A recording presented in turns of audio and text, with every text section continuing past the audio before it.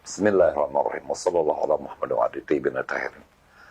Assalamu alaikum wa rahmatullahi wa barakatuh. I wish I'm present here with you so that I also learn from other people before I give my own contribution. But all the same, I congratulate you for having gathered today on a very important issue in human life, and that's human rights. No doubt, human beings are bound to live together. And living together makes it necessary for them to have laws and rules and regulations that will govern their life.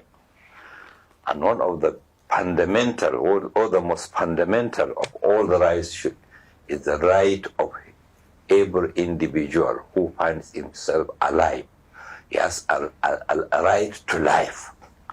No one can take away his life unless in a due process of law, meaning if he has taken away the life of someone, and it's the matter of necessity that his life also should be taken. Otherwise, unless this process of law, no one's right should be taken.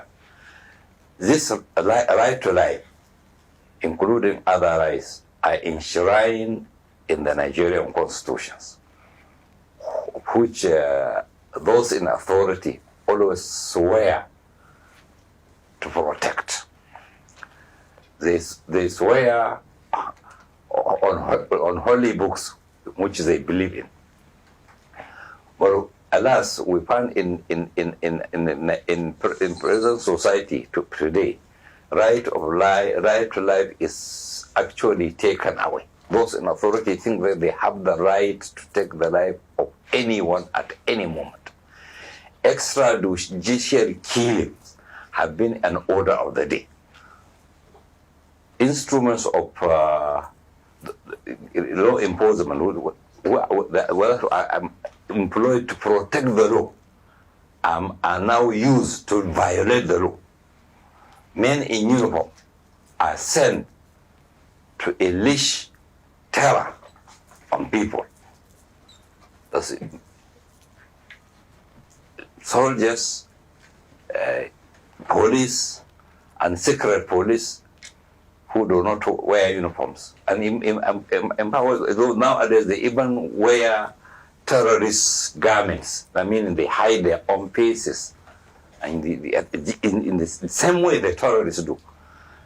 The state has become an instrument of terrorism. That it has taught the people also to be violent. People have been forced due to circumstances to also become violent because the state has become violent.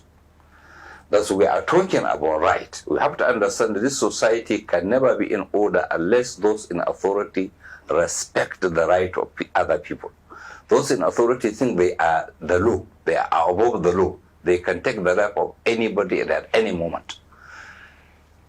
No amount of talk they care about, no amount of preaching, no amount of advice. They don't simply care. They are indifferent to what happens to other people. See what is happening now in this society in which everybody seems to live in a state of fear, including those in authority, of course, because they will never have peace if other people are not in peace as well. So the most important right which everybody must protect is the right to life. You don't have the right to take the life of others. You don't even have the right to take your own life. Nobody has the right to commit suicide. You don't have the right even to commit abortion, because if your mother has aborted you, you will not have been alive. Nobody has the right to take the life of anybody. And also, similarly, also there is a right of, we are talking about the right of human right. There's also right of environment. There is the right of all living creatures, including animals. They have the right, and also the dead have also a right. They have the right to be honored after their death with the funeral that in accordance with their own laws and cultures. But nowadays you can see those in authority, they think that they can kill and even burn the bodies or take them to unknown destination and bury them in mass grave.